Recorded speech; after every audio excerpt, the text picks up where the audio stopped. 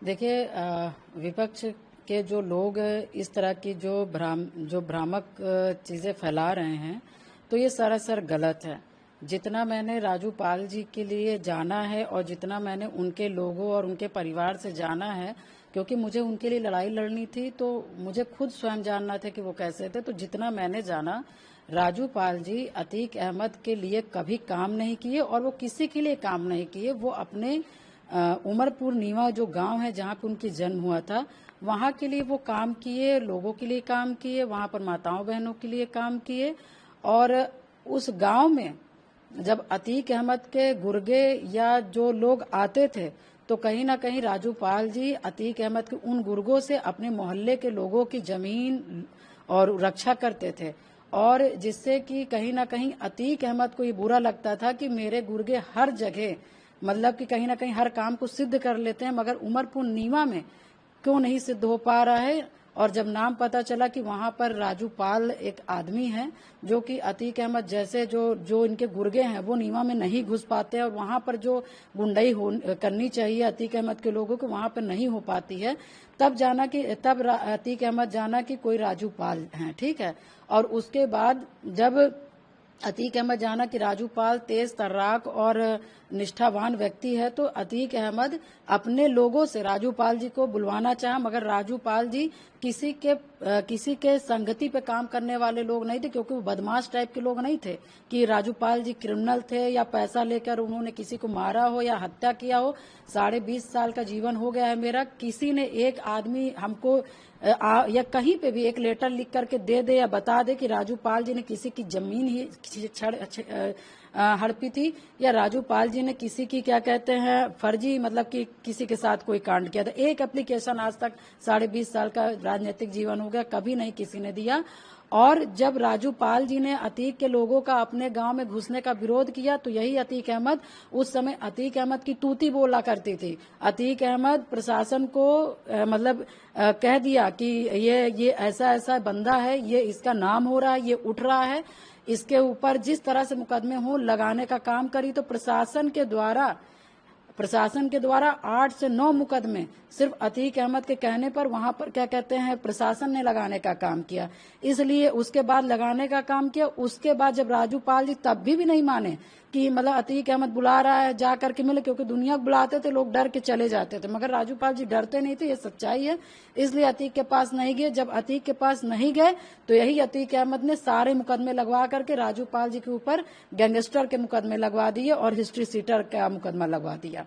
तो मैं यही कहना चाहती हूँ कि जो राजू पाल जी के लिए जो अनर्गल बात आज के डेट में की जा रही है, वो सरासर गलत है। सिर्फ राजू पाल जी की छवि को धूमिल करने के लिए ये की जा रही है कि राजू पाल जी को कैसे संपैथी और कैसे लोग आज भी पसंद करने वाले लोग हैं।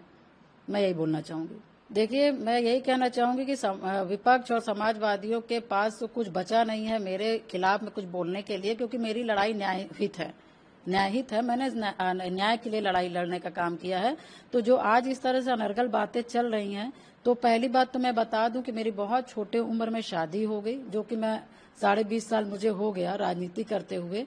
मेरे पिताजी के रहते, मेरे चाचा जी के रहते, मेरे भाई के रहते, हम ही नहीं, हम 4 बहनें थे। हम चारों बहनों में कभी किसी ने बाहर जाके काम ही नहीं किया। तो मैं आपके माध्यम से बताना चाहूंगी कि ये जो बताया जा रहा है कि मैं हॉस्पिटल में काम करती थी, और मैं तो यूट्यूबरों का देख के तो मैं कभी कभी हंसती भी हूँ कि 2005 में मुझे एनएम बनाया गया, फिर 2016 में फिर बीच में मुझे नर्स बनाया गया, फिर यूट्यूबरों के द्वारा मुझे फिर 2016 में वहां पे उसी हॉस्पिटल में झाड़ू पोछा करने के लिए कह दिया जाता है, मतलब कि उसमें दिखाया जा रहा है कि पूजा पाल ने झाड़ू पोछा। तो आप झूठा लिखेंगे तो कहीं ना कहीं किरदार को मेरा चेंज कर देंगे। मगर मैं ये कहना चाहूंगी आपके चैनल के माध्यम से कि पूजा पाल ने कभी अपने जीवन में कभी भी हॉस्पिटल में काम करने किसी भी प्रकार का काम नहीं की। बस मेरी शादी हुई उसके बाद फिर हमने संघर्ष करने का काम किया। और राजू पाल जी से जब मैं काम नहीं करती हूँ तो राजू पाल जी से वहां कैसे मुलाकात हो जाएगी, कोई सवाल ही नहीं है। और रही बात फिर क्या कहते हैं कि विवाह का, तो राजू पाल जी से मेरा विवाह अरेंज मैरिज है और मेरी बुआ ने शादी करवाई और राजू पाल जी की जो मामा की उनकी बेटी थी उषा पाल जी, उन्होंने कराई। जो सच्चाई है मैंने बताने का काम किया। कोई हॉस्पिटल में काम नहीं करते थे, कोई वहां पर देखने नहीं गया, ना कोई सुनना। हमारा शादी प्योर अरेंज मैरिज है। बस ये है कि हाँ, राजू पाल जी के ऊपर क्योंकि अतीक अहमद से चुनाव जीतने का कहीं ना कहीं बड़ा राजू पाल जी को दिक्कत हुआ, जो कि राजू पाल जी के ऊपर दो अटैक उसी समय हुए विधायक बनने के बाद। और उसी के बाद फिर ये हुआ कि शादी होनी है, तो फिर परिवार लोगों की ये सोच थी और राजू पाल जी की ये सोच थी कि शादी हम लोग मतलब कि शादी जो हम लोग करेंगे बुआ, वो हम लोग क्या कहते हैं, हम लोग शादी वहाँ मंदिर से करेंगे, शिव जी के मंदिर से करेंगे। और क्योंकि अतीक ऐसा बदमाश आदमी है कि किसी को भी पैसा दे करके कुछ भी कराया जा सकता है, तो इसलिए बहुत बड़ी शादी न रख करके हम लोग छोटी शादी रख करके आशीर्वाद हम लोग को दे दीजिए, बस ये था। देखिए, मैं इसके बारे में यही बोल सकती हूँ कि मैंने, अब मुझे तो बताना नहीं चाहिए, मैं चैनल पे ऑलरेडी बहुत विस्तार पूर्वक मैंने बता दिया, जो कि नहीं बताना चाहिए। लोग मना भी करते हैं निजी जीवन के बारे में बात करने पे, मगर न बताइए तो लोग कुछ भी छापते रहते हैं। जो कि मैंने पूर्णतः जो सही था मैंने बताया कि जिस तरह से, क्योंकि अतीक अहमद ने पहले मुझे प्रलोभन दिया, मैं उस पर नहीं टूटी। उसके बाद क्या कहते हैं, मुझे डराया गया, मैं डरी नहीं। उसके बाद फिर क्या कहते हैं, मेरे ऊपर लूटपाट, छिनैती, डकैती, हत्या के मुकदमे मेरे ऊपर लगाए गए, मैं उससे भी नहीं घबराई। उसके बाद फिर क्या कहते हैं, मेरे परिवारों के जनों को ऊपर लगाया गया, उसके बाद भी मैं नहीं टूटी। तो आप ये देख रहे हैं कि जिस माफिया से मैं लड़ती आ रही हूँ, तो क्या कहीं ना कहीं वो रंजिश दूसरी तरीके से नहीं निकाल सकता। तो ये मैंने बताया, जो शादी थी वो कहीं ना कहीं मुझे प्रयागराज से, मेरी राजनीति से, और मैं हट जाऊंगी तो राजू पाल का जो मुकदमा है वो खत्म हो जाएगा और अतीक अहमद से फिर से यहाँ कब्जा हो जाएगा, क्योंकि ये लड़की यहाँ नहीं रहेगी। तो फिर कहीं ना कहीं हमारी राजनीति वापस आ जाएगी, हमारी पहचान वापस आ जाएगी, राजू पाल का मुकदमा खत्म हो जाएगा। इस उद्देश्य से मेरे अपने ही लोगों को मिला करके किया गया। और जब मुझे पता चला तो मैंने इसका विखंडन किया और मैंने फैमिली कोर्ट में मैंने इसका दायर भी किया।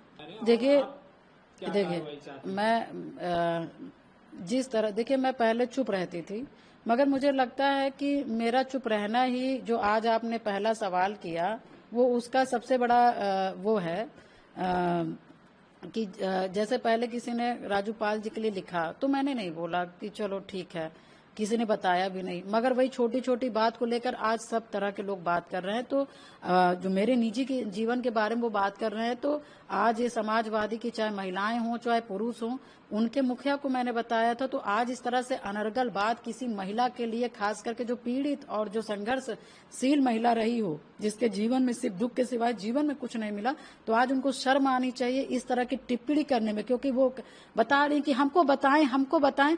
कोई इंसान अपना दुख या घटना या षड्यंत्र क्या घर में पेपर बना के, क्या पेपर घर घर में बांटता है? जब दुख आता है, जब जीवन में संघर्ष आता है, तो उससे लड़ने का काम करता है, ना कि जा करके कहीं बताने का काम करता। जो मैंने सीखा, हो सकता है ये लोग बताते हों, मगर हमने कभी बताना नहीं सीखा, हमने लड़ना सीखा है, हमने उससे बाहर उबरना सीखा है।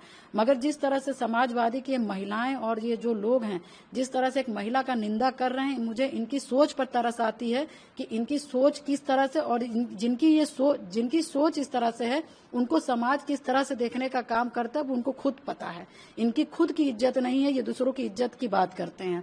तो बस मैं यही कहना चाहती हूँ कि ये जो समाजवादी के द्वारा हमारे ऊपर जो निजी जीवन पे टिप्पणी की जा रही है, ये बहुत ओछी हरकत है। क्योंकि पता न होता तो आप बात करते तो ठीक था, मगर बस ये है कि चाहे महिला हो चाहे पुरुष हो, कितना मैं बोल लूं पूजा पाल के खिलाफ कि ताकि हम नेताजी के सामने हम बड़ा सा नंबर कैसे लेकर उनके सामने जाएं, बस इस पे लगी हुई हैं और किसी पे काम पे नहीं लगी हुई हैं। सिर्फ अखिलेश यादव जी को हम नंबर कैसे उनके सामने बढ़वा दें, इसलिए पूजा पाल के निजी जीवन के बारे में बात करें, क्योंकि कोई टिप्पणी कुछ प्रकार के नहीं है। और मैं यही कहना चाहती हूँ कि जब आपके मुखिया को पता है तो आप फर्जी नंबर लेने में क्यों लगी हुई हैं? मुझे तो लग रहा है कि ऐसी महिलाओं को, ऐसे पुरुषों को कहीं ना कहीं इन सब जो ये तुच्छ टाइप की जो हरकतें, इससे बचना चाहिए। क्योंकि समाज में हम आप सब लोग एक दूसरे को मैसेज देने वाले लोग हैं, कहीं ना हमसे समाज कुछ सीखने का काम करता है। और देखिए, षड्यंत्र, परेशानी, संघर्ष, घटना, ये किसी के भी जीवन में आ सकता है, चाहे वो राजनीतिक व्यक्ति हो, चाहे वो सामाजिक व्यक्ति हो, चाहे वो बिजनेसमैन हो और चाहे वो कोई किसी तरह का व्यक्ति हो। ये सारी घटनाएं जो होती है वो किसी भी के जीवन में घट सकती, किसी एक का नहीं है कि एक ही के ऊपर घटा है।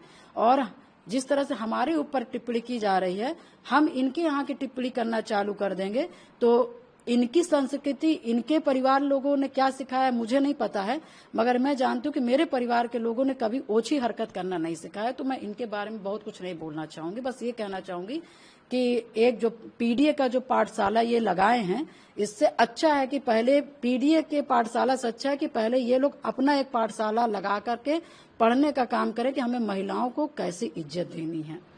तो क्या इन सब चीजों को लेकर आप आगे कार्रवाई या किसी से शिकायत कर रहे थे? हाँ बिल्कुल, देखिए क्योंकि मैं जिस तरह से देख रही हूँ कि दिन पे दिन से भी है, लोग अपना नंबर बढ़ाने के लिए कुछ भी बोल जा रहे हैं, तो मैंने शासन में और मैंने डीजीपी साहब के यहाँ मैं गई और उनसे मैंने पूरा लिखा पढ़ी करके, जिन्होंने जैसे उल्टे सीधे, देखिए मेरे जीवन के बारे में आप सही लिखिए, मैं गरीब परिवार से थी, मेरे पिता दुकान चलाते थे, मेरे पिता साइकिल की दुकान थी, उसमें हवा पंचर सब काम होगा, मगर आप इसको लिखिए जो सही है। मगर आप किसी के बारे में गलत और अफवाह जो मतलब कि जो जीवन में हमने किया ही नहीं आप उसको वो करेंगे तो ये गलत बात, उस पर मैं टिप्पणी करूंगी, उसका विरोध करूंगी। और मैंने शासन में मैंने डीजीपी को लिख करके दिया है और इसको कहीं ना कहीं इस पर संज्ञान लिया जाएगा और जो भ्रामक और जो गलत तरीके के तथ्यों को दिखाएगा उसके ऊपर कार्रवाई भी की जाएगी। ये मैं मांग करती हूँ शासन और डीजीपी से।